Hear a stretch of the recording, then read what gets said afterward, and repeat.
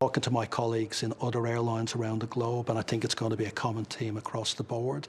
And what we're looking at is how you can have a vaccination passport, an electronic version of it that certifies what the vaccine is it acceptable to the country you're travelling to. So there's a lot of logistics, a lot of technology that'll be needed to put in place to make this happen. But the airlines and the governments are working on this as we speak. Okay, let's get more now from aviation consultant Xavier Tytelman. He joins us now from Paris. Thanks so much for being with us. Okay, I mean, just how strict a measure do you expect this to be, and when might we see it actually rolled out? The first question is when the vaccine will be available. Of course, if it begins in the beginning of next year, it could take a few weeks or maybe a few months just to be available for travelers. And so maybe at the end of the second trimester, so maybe May, June, it could be mandatory, and then flights could begin to fly again without any restrictions. Because when Qantas asks it to its passengers, the main problem is to allow passengers to come and not be forced to stay grounded for 15 days and all those quarantines. So the main, it's some kind of a marketing question, just to say to the government, the Australian government, please stop all those limitations to traveling and stop the ban for tourists, for example. Okay.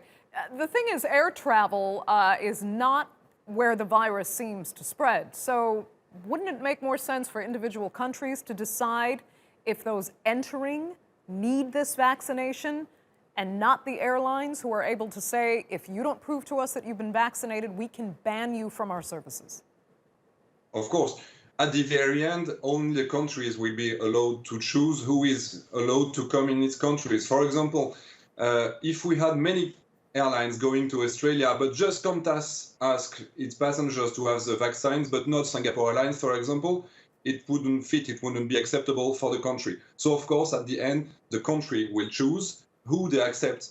And the main problem is how to prove that you have been vaccinated. You know that now you can have some PCR tests just to validate that you are not currently ill from the coronavirus. But the problem is that you have a lot of fake documents just to prove that you are not ill, but they are fake.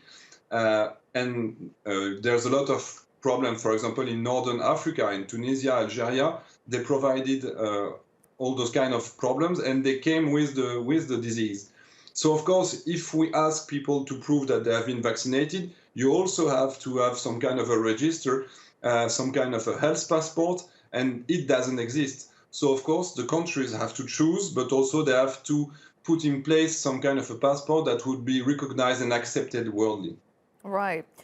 This, though, you know, this whole pandemic has created so much pressure on airlines. I mean, some are even questioning how many will actually survive this, because they might not have the financing to go for almost a year without actually working properly.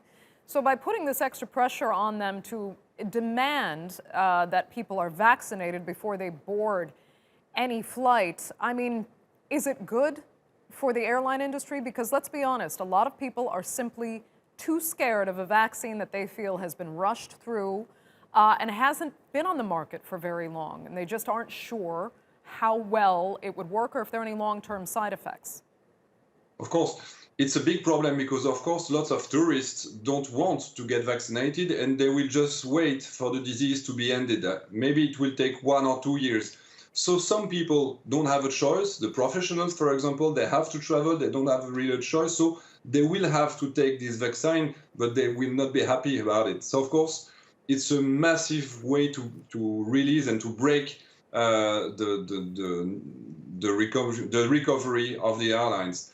And currently, we don't really have any other options. The other options would be to test all the passengers before they board. And you know that now there is some kind of new test. The PCR needed 2 or 3 days just to have the results. And now you can have some antiviral tests and you have the results in 15 to 30 minutes. So maybe the right options could be, okay, you go vaccination or you have a test just to prove that you're not ill right now. And maybe the two systems could collaborate and could work together. I think it would be the best options. Okay, so yeah, we're going to have to leave it there. Thanks so much for joining us. We appreciate it. Thank you very much. Have a good evening.